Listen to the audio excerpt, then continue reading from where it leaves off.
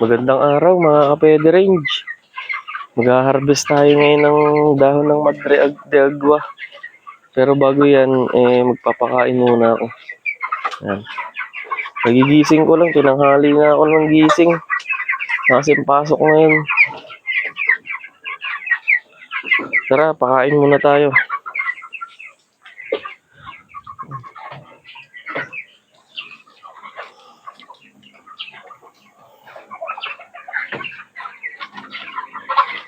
Yan.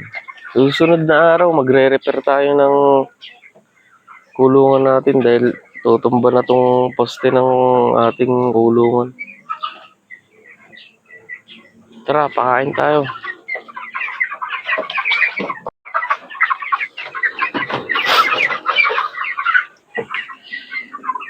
Pure feeds muna ako ngayong umaga dahil wala akong nagiling kahapon na Madre de Agua dahil ginabi na ako ng uwi masyado. Kung magigiling pa ako ng Madre de Agua, hindi ko na mapapakain yung mga manok.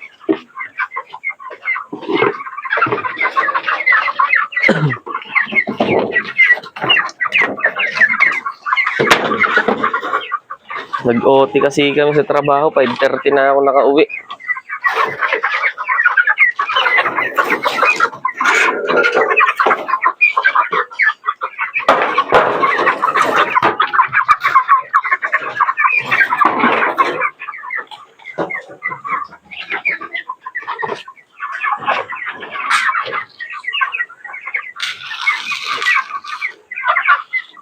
Yung pakain ko ganito.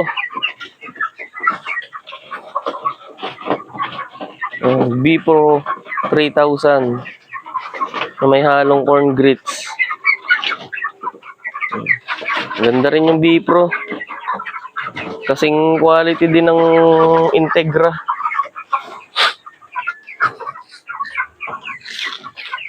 Pero mas mura ng 3 pesos dito sa amin. Yung Integra 3 kasi 38 pesos. Ito 35 pesos lang. Mura, 'di ba? Pero kasing quality din naman siya ng Bimeg Integra.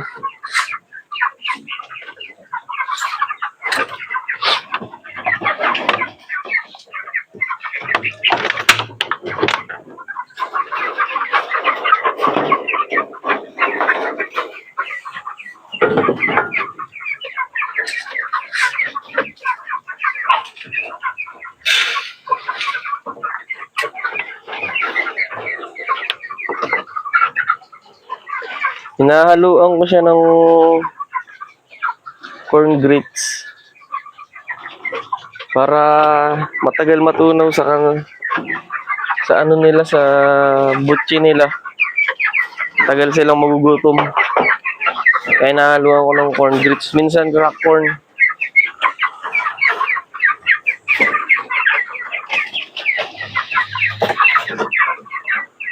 At saka mura. Mura pag hinaluan mo ng corn grits. Kasi yung corn grits, 31 pesos lang dito sa amin.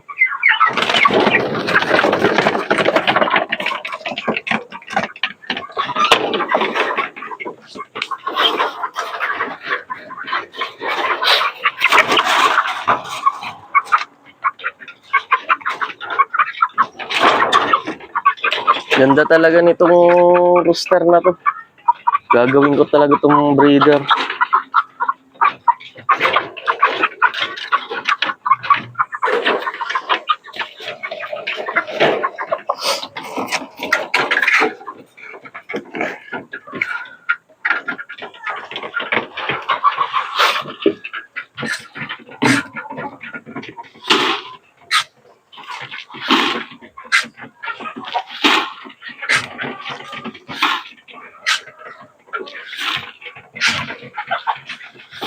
Sa mga breeder, ito na rin pinapakain ko.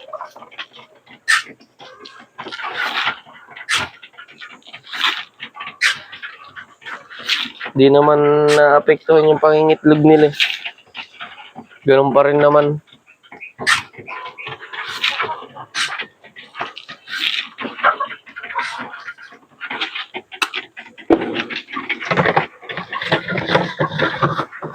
Naman tayo sa loob.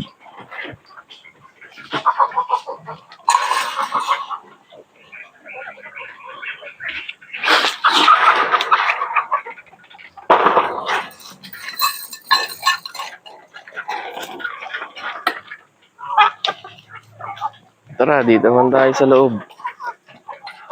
Ito, magugulo tong mga to. Ayan o, tumba na yung ano ko, range net ko.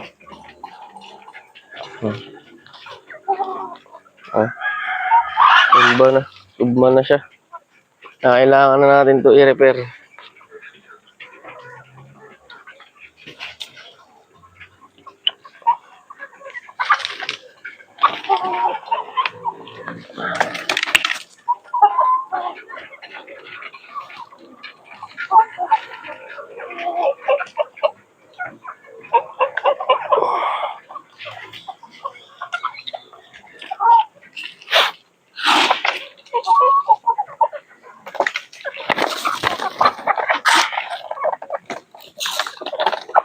Dito, 5 sila. Pero 4 na takal lang nilalagay ko. Kasi hindi naman pwede silang tumaba masyado. Kasi nangingitlog sila. At saka baka may stroke sila.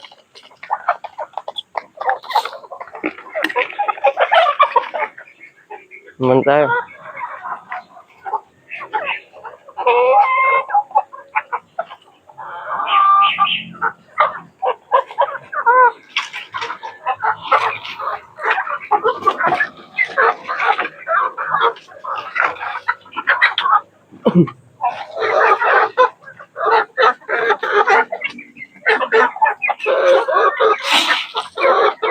So pipilian ko to kung sinong magiging breeder dito sa mga to.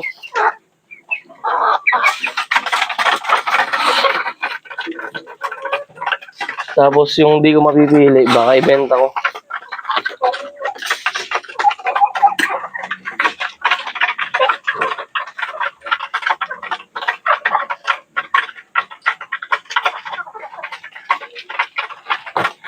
Ito, laki ng katawan nitong isa na to.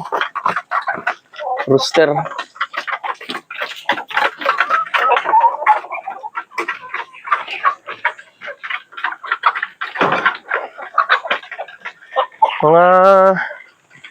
Mga ilang linggo pa, isasama ko na yan dito sa mga to. Yan.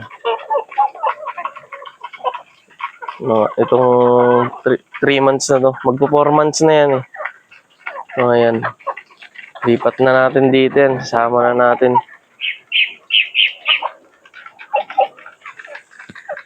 Dito naman tayo.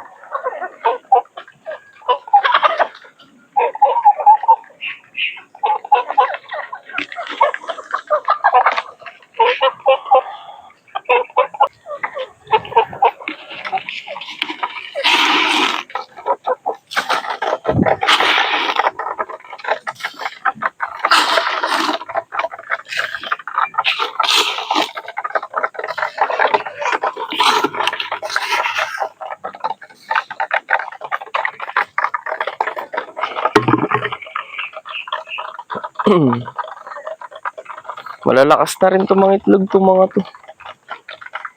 Araw-araw may nakukuha na akong 4, 5. Pero pito yung ano dito. Yung hen dito. Tara, kuha na tayo Madrid Agua. Tara, harvest tayo ng dahon ng Madrid Agua. Harvestin ko na siya pang 1 linggo. Para hindi na ako araw-araw nangunguha ng dahon. Hindi naman yan malalanta. Kahit na nakasako siya. Basta hindi siya na basa ng ulan, pwede mo siyang kunin agad na hindi mo pa siya gagamitin agad. Hindi siya malalanta. Hindi katulad pag nabasa siya ng tubig ulan, ganyan. Nangingitim yung dahon. Tara, ito muna ang kukunan natin to. Itong malago na ito. Sunod yun. Tara, kuha tayo. Doon natin lalagay sa sako.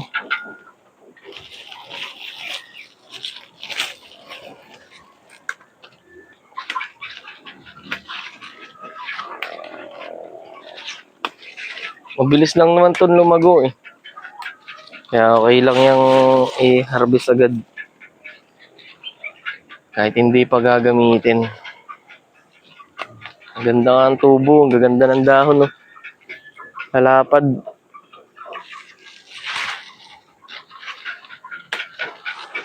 Lagi kasing nababasa to dito. Kasi itong pwesto na to, agusan to ng tubig galing sa CR namin sa pinagliguan.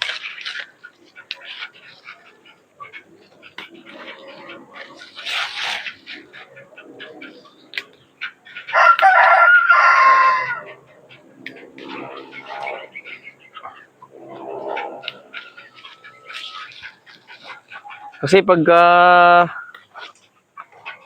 pipitas pa tayo araw-araw, kapag meron akong OT o kaya na-late ako ng uwi, hindi na ako nakakapaggiling kasi gagabihin na ako. Kasi mamimitas pa ako. Tapos magigiling pa ako. Kaya eto. Kumuha na tayo.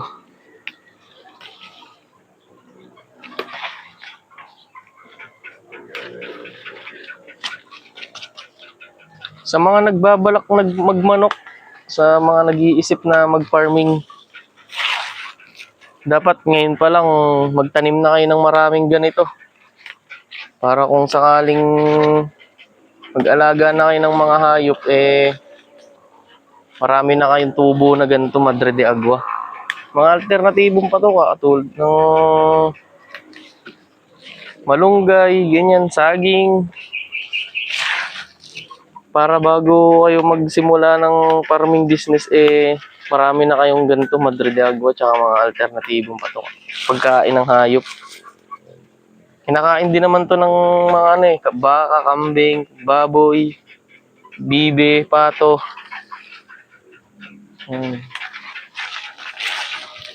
Lalo malunggay, napakasustansya nun. Sa tao nga, masustansya eh.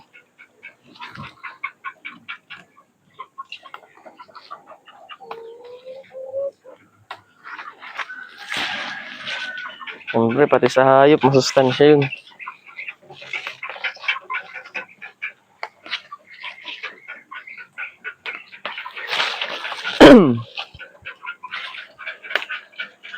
Lipat na tayo dito. Bus na dun. Ito yung nakuha ko sa kanila. Dami na din. Mabilis ko yata mapupuno to. Ito man tayo.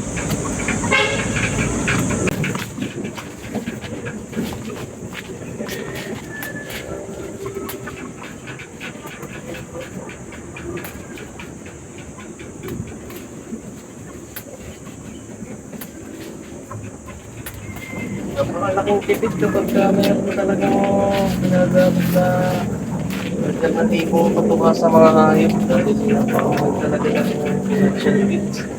Lalo ngayon, mahal ng gasolina. Siyempre lahat nagmamahal din. Damay-damay lahat yan.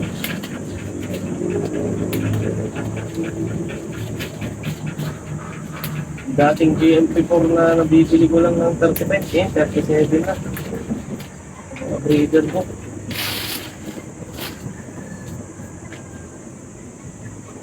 Buti nakita ko yung Vipo 3000 na yan. Mura lang. Pero maganda siya. Isang buwan ko na rin siyang gamit.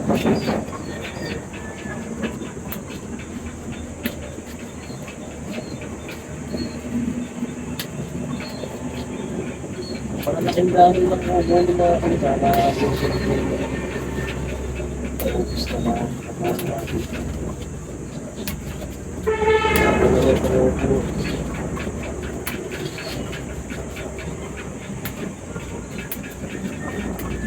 mga OFW dyan na gusto na umuwi ng Pilipinas tapos magbala kayo ng farming. Dapat magtanim na kayo nito, nandiyan pa lang kayo sa ibang bansa, magtanim pa kayo nito para pag uwi nyo ng Pilipinas at pag pininegasyon kayo ng livestock.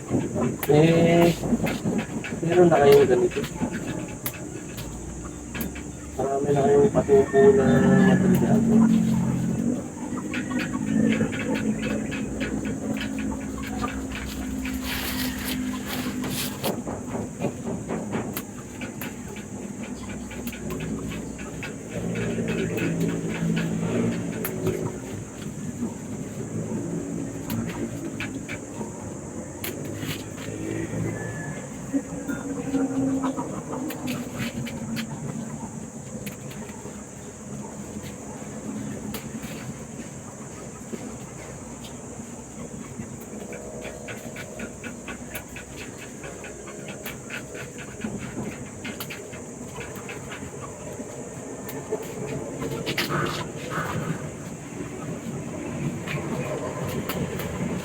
Pagka dumami yung manok po,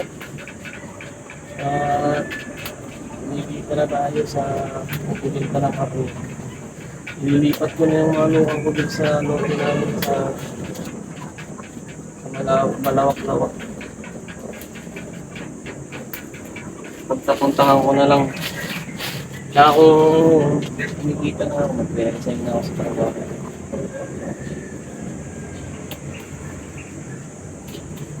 Kasi isang taon na rin ako nagtatrabaho dun sa kumpanya pinapasukan ko.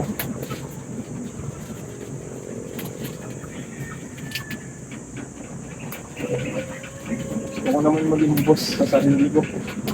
Sa sarili kong negosyo.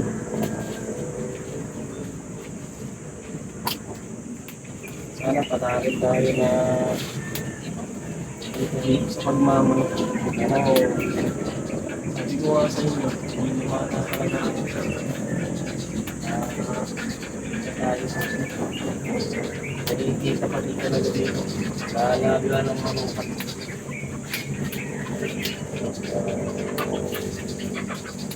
Depende na lang kasi sa atin kung paano natin i-discuss yan.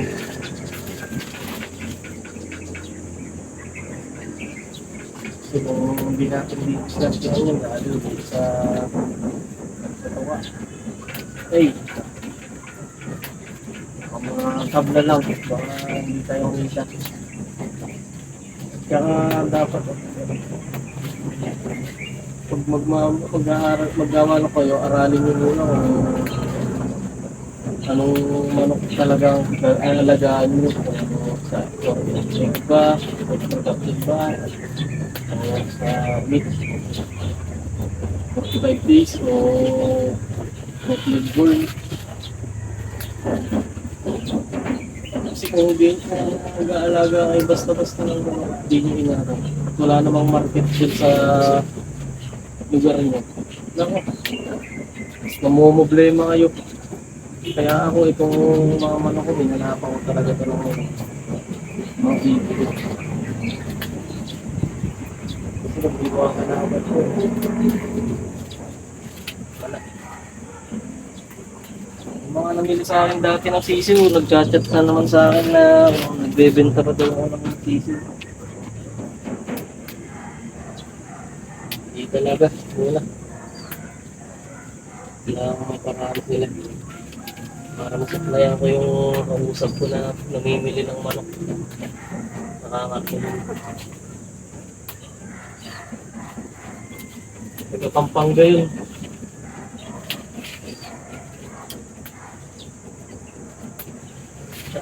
Chat sa akin yun kung meron na daw akong pangbenta. Kaso nga lang, wala pa talaga. Hindi pa kaya. Isang taong ko nang kausap yun. Hanggang ngayon, hindi pa siya nasusuplayan kasi.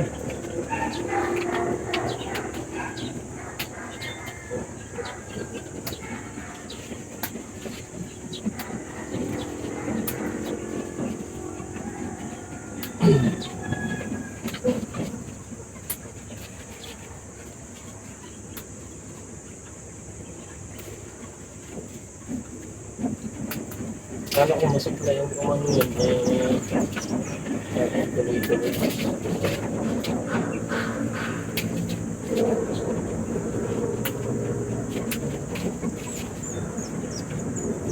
tuloy-tuloy mo kung baka mapaisip ko sa tao.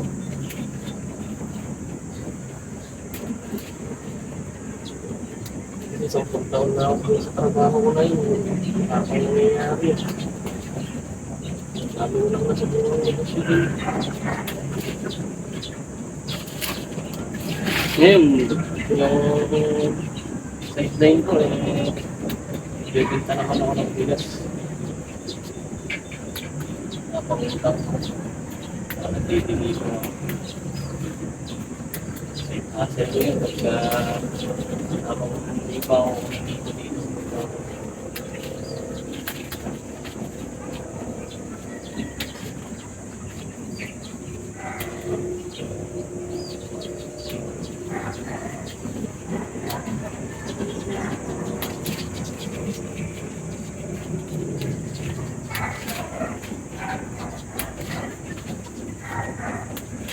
Hirap talaga dito sa Pilipinas. Kaya minsan nakapaisip na ako yung abroad. Hindi ko kasi talaga pinarap ako ng abroad. Ako talaga magka-negosyo. Ano ang negosyo yung sinusigil mo? Hinahanap ko ang negosyo na para sa akin. Kaso wala. Una kong negosyo, vape shop. Tinda ko ng mga vape shop. Ngayon gusto akong bigas sa galing ng vape shop. Bawal na dito sa lugar namin. Hindi na nagbibigay ng permit. Kaya tumigil na ako.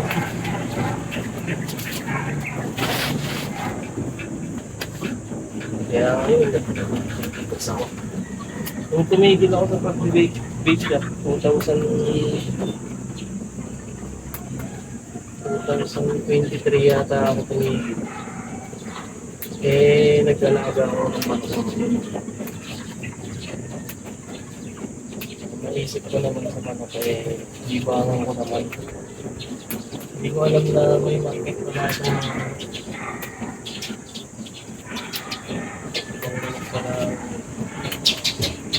nandito na sa Pilipinas. Talaga mo na akong trigger, pero gusto ko talaga yung parang kaya parang kapit dahil yung bata pa lang ako. Dito sa dami kami, nakakatawan talaga. Galing sa gobyerno yun sa BIR at saka sa SUD.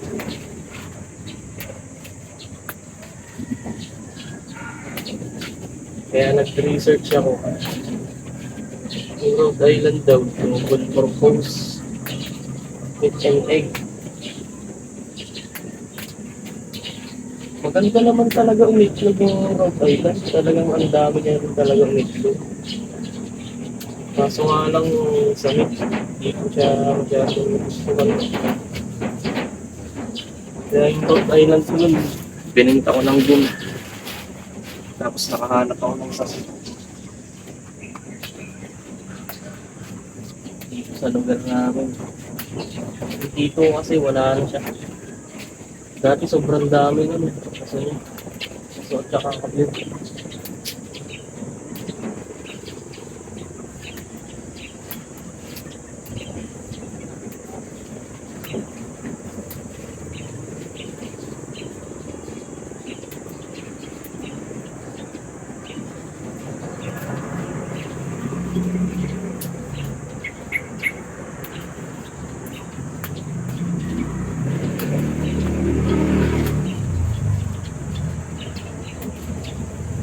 Kaya yung naghahanap ako, nagtanong ako sa ano kung sa sula.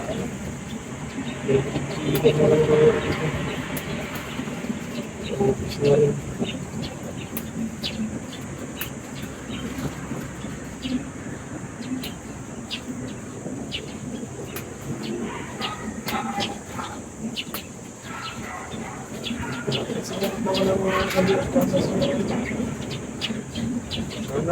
pag tinatay mo, laki na karong hindi ko tulad ng native.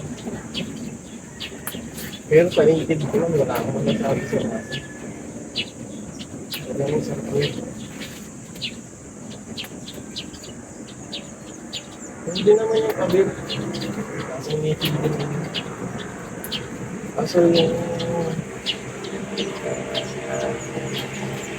lasang native na talaga yung masarap talaga.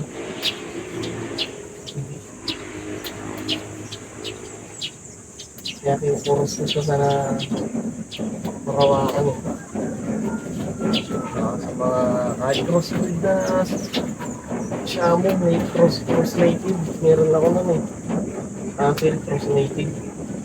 Kinuha ko na, pinakita sa pao para pang cross mo sa kabir.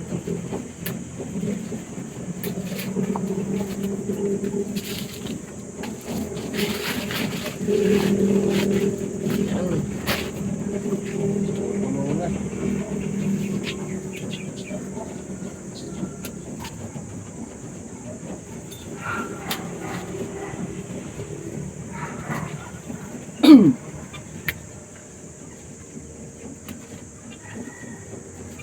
Yung nagbababoy dito sa akin, binigyan ko ng puno nito, tuwan-tuwa siya. Yung gustong-gusto daw ng mga baboy niya. Kaya sabi ko sa kanya, sa tag-ulan, tanim siya ng marami na ito. Tag-ulan kasi maganda magtanim nito, sigurado magpupuloy. Pero pag ganitong summer, mahirap pagbayan siya. Ano pa, mahirap magtanim nito. Pero na nga lang kung araw-araw yung bibigyan sa akin. Nag-aalit talaga.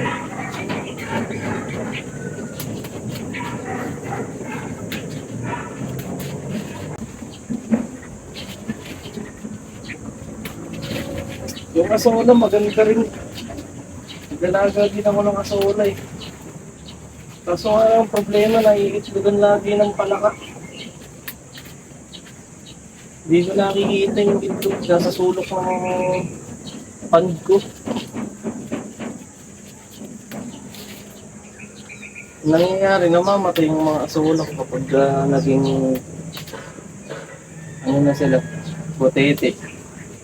Botete tawag sa amin yun eh, yung anak ko ng palaka. Kinakain yung ugat ng asola ay namamatay.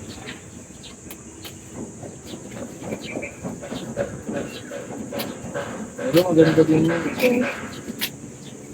Mataas din ang protina. Yes. Okay na yan. Dito naman tayo. Sa kabila na to.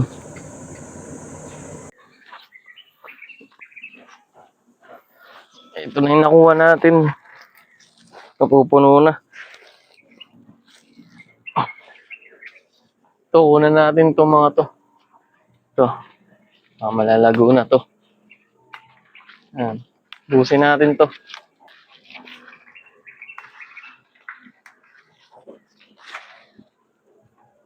Tamang-tama lang yung pagkukuha natin. Hindi masyadong bilad sa araw na yung mga dahon. Kasi kapag bilad na yan sa araw, hindi na yung masustansya. Yung nag-aalaga nga ng baboy dito sa amin, may nag-aalaga ng native na baboy, binigyan ko ng puno. Tuwan-tuwa siya dahil gustong-gusto daw ng baboy niya. Sabi ko sa kanya, magtanim siya sa tag-ulan para marami na siyang puno. Maganda kasi magtanim nito sa tag-ulan kasi siguradong mabubuhay siya. Hindi katulad pag tag-init. Pag tag-init kasi tuyong-tuyo yung lupa.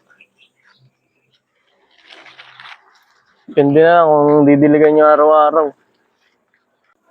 Kaya ako nagtanim talaga ako nito. Tsaka mayroon pa akong isang makakapagpatipid pa sa akin ng patuka. Yung sapal ng nyug. Meron dito sa amin, nagigiling tapos piga na siya. Tinatapon lang daw yung sapal. Hihingiin ko sa kanya yun. Hindi ko pa siya nakakausap uli eh. Kasi hindi pa ako nakakadaan dun. Tinanong ko muna kung ginagamit pa nila yun o tinatapon na. Tinatapon na daw. Nagmamadali kasi ako nun kaya hindi ko pa nakausap. Nahihingiin ko eh. Hindi ko nabanggit sa kanya. Pero hihingin natin yun. Pero dapat yun, papatuyuin muna. Kasi masyadong mamantika yun. Lakas makasapula yun sa manok.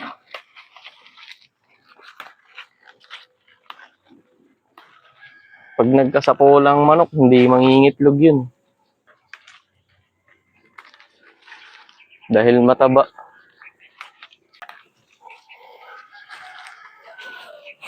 Bibilad natin sa araw yun pag nakakuha tayo. Lalong summer ngayon, sobrang init. Tuyo agad yun.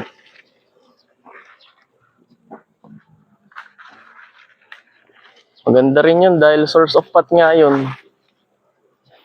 Tsaka protein. Lalo tayong makakatipid sa patuka dun. Sana ibigay sa akin.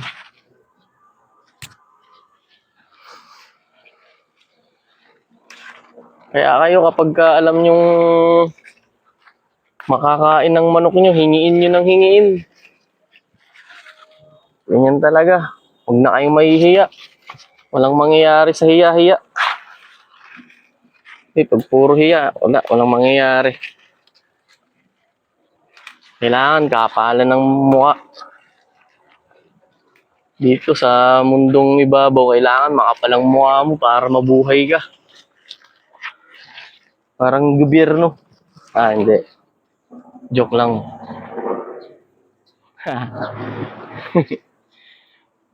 Nadulas lang. Sorry, government. Pero talagang makapal mukha nyo eh. Harapan na ay nagnanakaw sa taong bayan eh.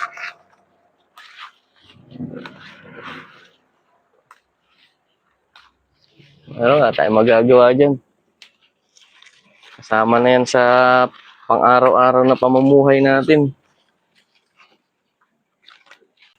Di natin maramdaman yung perang inaambag natin sa gobyerno.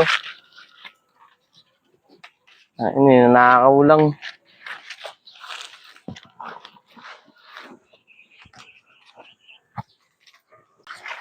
Sana makapagbenta na ako ng karne nito. This year. Yun ang target ko, makapagbenta na this year. Para malaman kung talagang kikita tayo. Pero tingin ko kikita tayo pag ganitong paraan natin. Hindi natin isasalang-alang yung nutrisyon ng alaga natin. Siyempre, kailangan nutritious pa rin talaga yung papakain natin sa mga alaga natin. Masustansya pa rin. Kahit na ganito. Kahit na hinahaluan natin yung commercial feeds.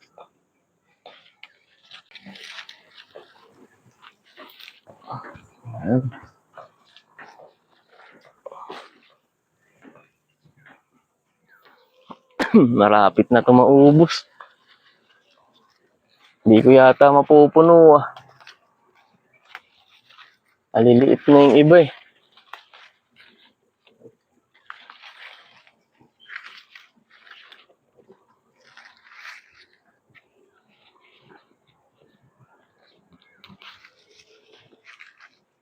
Tayo dito guys. Ito naman, mataas.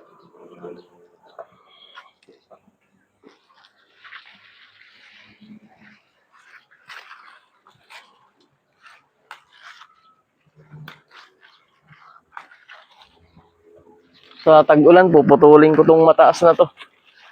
Kasi tatama yan sa yero ng bubong. Yan. Tutubo naman yan kahit putulin. Magsasanga siya.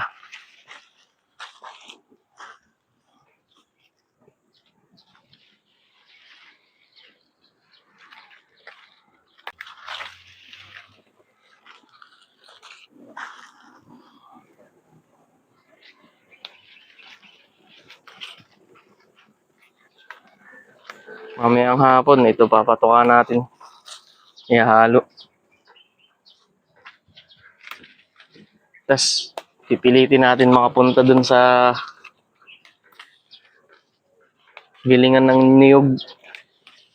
Para hihingin ko yung mga sapal ng niyog. Sana ibigay sa akin.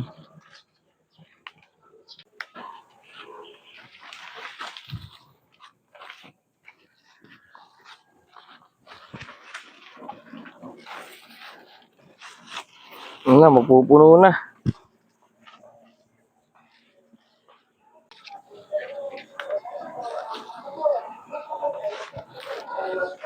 Okay na to mga kapede range. Okay na siguro to. Wala na rin naman eh. Bus na rin naman na. Ayun o. Maliliit. Tinira natin yung maliliit. Tsaka yung dulo. Ito lalo to. Ubus na. Ayan. Para next week naman yan. Tsaka ito.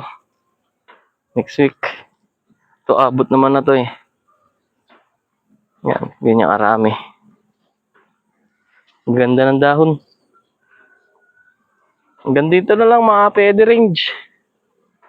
Kung nagustuhan nyo tong video na to, baka pwedeng pa-like and subscribe naman sa channel ko. Para updated ka sa mga video ina-upload ko.